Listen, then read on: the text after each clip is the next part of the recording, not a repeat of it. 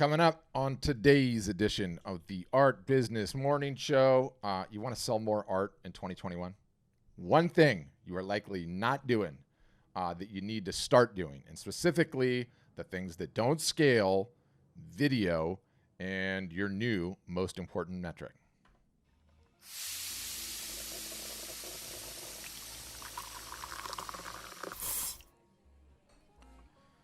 All right, welcome to another edition of the Art Business Morning Show, the show that will put you on the path to a six-figure-a-year art business or die trying. I want to start out talking about the things that don't scale. In setting this one off, I pulled up a Sun Tzu quote because I've been thinking a lot about this recently and just sort of looking at the landscape of where our customers are. What does art look like? What do art and photography sales look like in 2021? What are the most important things? It sort of builds on the last episode that I recorded too about, where I got into the cactus analogies, which I'm quite fond of. But Sun Tzu's got this quote, and let me just read it, and then I can kind of sort of wind it down from there. And I quote, "If your enemy is secure at all points, be prepared for him. If he is superior in strength, evade him. If your opponent is temperamental, seek to irritate him. Pretend to be weak that he may grow arrogant. If he has taken his ease, give him no rest. If his forces are united, separate them. If sovereign and subject are in accord, put division between them. Attack him where he is unprepared, appear where you are not expected," end quote. And I think there's a lot of ways, that you can interpret that quote, that you can think about it. But for me, it sort of speaks to taking the facts that are on the ground that are specific and unique to wherever you are in your business and marshaling your forces such that you can succeed, right? And stated another way, it's just because you are insert whatever reason that comes to your mind why you are no match for your opponent, and realize it can actually be a strength that's leveraged in battle. So your shortcomings, your weakness, whatever you're lacking in terms of getting your business off the ground or to the next step, it can actually be a strength if you understand how to marshal it. And what is your battle, to take it away from Sun Tzu and war? It's selling more of your art or photography. That is your battle. Who is your opponent? It is all of the reasons that you tell yourself that you think get in the way from you actually selling more of it. And so what are your facts on the ground, right? And, again, I think the facts that you think are a weakness, but that we can actually turn into a strength, And so here's a fact. You're not selling 50 pieces a month. You're likely not selling 50 pieces a month. If you were, you would be bogged down in admin. You would be limited by your human body needing sleep, by the human mind's inability to have 15 conversations all at once, right? I mean, if you're getting 50 orders, multiple a day sometimes, the emails, the keeping up with it, the having the phone conversations, all of it, that's a lot, right? In that situation, if you are in that camp, by the way, you need a really competent website. We have those. Come and see us because it'll help automate a lot of that. But for everyone else, you have time on your hands, okay? You're not getting 50 orders a month, right? Multiple a day, several a week. So you have more time than someone in that situation. And you have the time to do the things that don't scale. What do I mean by that? The things that you couldn't do at scale. You could not be spending more time with your potential customers if you had thousands of them. You just don't split that many ways. And so you do the things that don't scale, that take too much time. What is the thing that doesn't scale? Handwritten thank you notes. At a certain point in time, you've got enough orders coming in. You're not doing handwritten thank you notes. You couldn't write all those things, right? Your wrist would give out on you. You couldn't do it. So those are the things that doesn't scale. What is an example of things that don't scale? Having one-to-one conversations between you and potential buyers. Spending more time with potential buyers, with collectors, showing them your art, merchandising your art, talking about it, having discussions with them. And, what do I always say on my art business workshop? What is the best way to sell art? My favorite trick question. Is it via NFTs, non-fungible tokens, that represent a cryptographic way of storing value? No, it's not. But I'm going to get more into that on future episodes. For the uninitiated, it's like the topic du jour in these last couple of days, NFTs. But anyway, Is it selling directly from your website? No, no. The best way to sell art or photography is in person, face to face. Hence the trick part of the question, right? Now, of course, the particular coordinates and GPS in which dictates what corner of the earth that we all occupy sort of limits the number of in-person face-to-face interactions that we can have, right? Video, on the other hand, okay, video, what most of you guys are watching right now that are seeing this, maybe not on the podcast later, solves for this, okay? It really does solve for this. And video, by which I mean one-to-one, face-to-face video calls on whatever platform. The platform doesn't matter. Zoom, Hangouts, Team, FaceTime, Slack, Discord, whatever it is, are something that everybody understands, that everybody can do.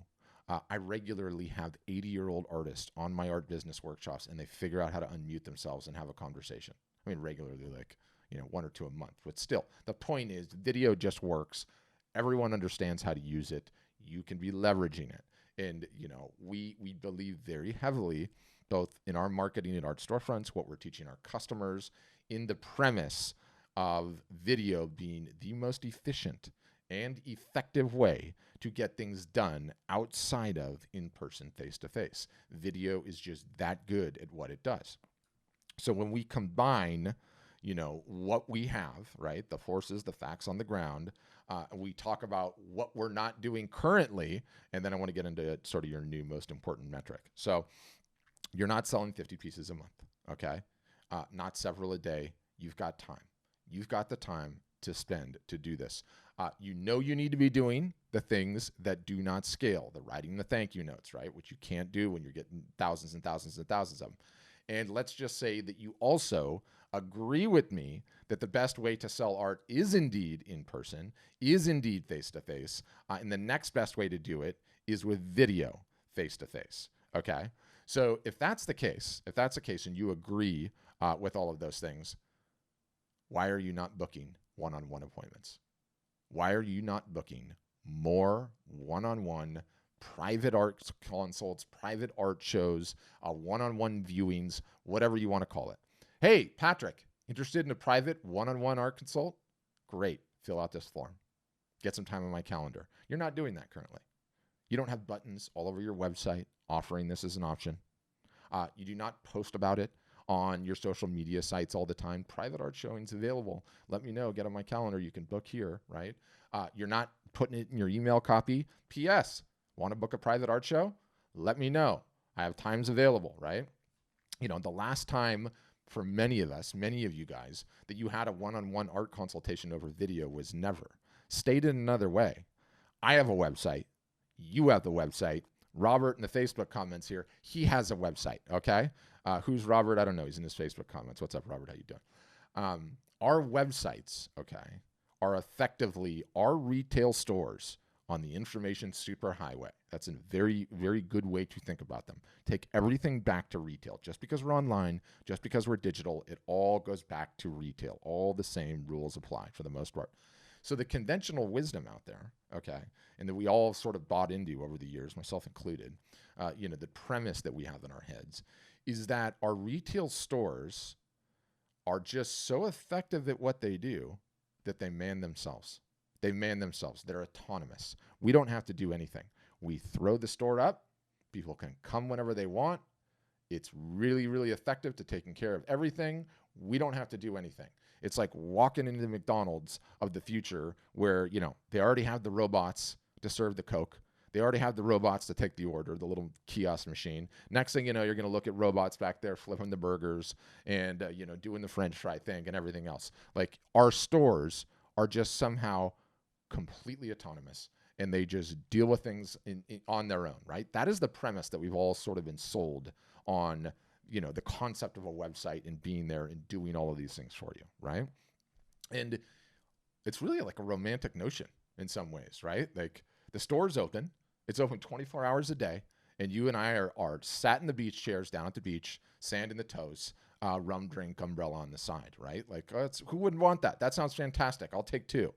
Now, the premise, okay, of a website, your website, my website, working that way, okay, it actually makes sense and does work fantastically well when you need it to do that, okay? When you are asleep in your bed, okay? When you have 27 people on your website at the same time. That is when the website needs to be completely autonomous. That's when you need to take care of business for you. You know, when you're selling the 50 pieces a month, you need it badly in those situations, okay? Critically important. But, you know, if our websites are our retail stores, okay, that we own, and it was an actual retail store, and somebody came walking into the store and was looking around on the merchandise, would we not go have a conversation with that person? Would we not, hey, Patrick, how you doing? Hope you're having a great day. If you have any questions about anything, let me know, right? We wouldn't just be sitting around. So I think that's an important way to think about it, right? Like, of course we would go up and talk to that person. And it takes us back to the Sun Tzu, right? The store should only be operated autonomously if we can't handle the volume, right? If 3 people come into the store at the same time, that's going to be a problem, right? That's when you would need some other employees, or the store, you know, the automated machines take care of it for you, right? So I think that's just like an incredibly important way to think about it. Always take it back to the retail version. And I would argue that the highest ROI of our time, and this is especially true for any of you guys that are selling pieces that are over 500, 600, 700, 800, 900, 1,000, above thousands, right? Like, there is no higher ROI for your time if there is somebody in your store potentially interested that might buy a $1,000 plus purchase, a $500 plus purchase. Like, there is nothing more effective than you can be doing with your time than spending it right there, right? Don't be working on an email. Don't be working on a social post. Somebody is in the store. Go and talk to them. Go and talk to them immediately right now. So what is your most important metric then? Right? What is your most important metric? Of course it's sales. Okay. Of course it's sales and revenue. But what is the number one thing to worry about if that's your goal? The number of art consultations you can book. The number of one-on-one video chats with potential customers and collectors, obviously that need to be qualified, that you can, right?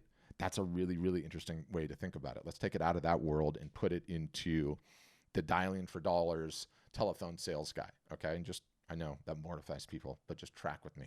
Do you know what a salesperson is ultimately judged on? Of course, it's the amount of sales that they make. But there's metrics that are a little bit higher upstream, right? And one of them is dials. How many dials is that sales rep making in a day and making in a week? And why do they track that? The more dials you make, the more revenue you make. And as mortifying as that is to most artists and photographers thinking about dialing for dollars and being salespeople, I know your brains don't work that way. The maths do pencil, okay?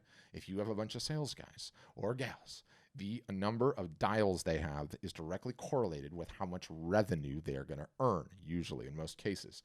So the same is true for you in your art business, okay? The more one-on-one consults that you have via video where you're showing off your pieces and you're talking about them and you're building a relationship, the more art or photography you're going to sell. I know that's profound and it's true, right? Like, the more consults you have, the maths are going to pencil. If that was the case, what would you do? What would you be doing? More importantly, what should you be doing right now, like starting today? You should start asking for them. You should start asking for them. It is very easy from a tactical standpoint to start asking, okay, for a one-on-one consult. Start offering them via everything that you have at your disposal. Put it in the PS in an email. See what happens. Post it on the socials. See what happens, right? Get a button on your website. See what happens, right? Now, for us, Art Storefronts as a business, right, what do we realize? That I now have to make this as easy as possible for our customers, by which I mean so stupid easy I can't even begin to tell you how easy. So what I'm going to say is stay tuned, especially you customers. We're cooking up some amazing on this. But I genuinely believe, okay, going back one episode previous, right, where the age that we're living in, 2021 right now, and again, let me just focus in on my customers, but it's for all you guys listeners too. You have to be like a cactus, okay? You have to be like a cactus in the desert. What is a cactus in the desert really, really good at doing? getting the most out of the tiniest amount of water possible. Okay. What is the water in this case? It's attention. We're all at war for attention. The entire ball game is attention. And, it was interesting because last night, what is it? It's the 25th when I record this. Last night, and our business is selling art and photography. Okay. Obviously we keep our ear to the ground and we hear everything. There was an artist, Beeple is his surname. There's his nom de guerre, or whatever you want to call it.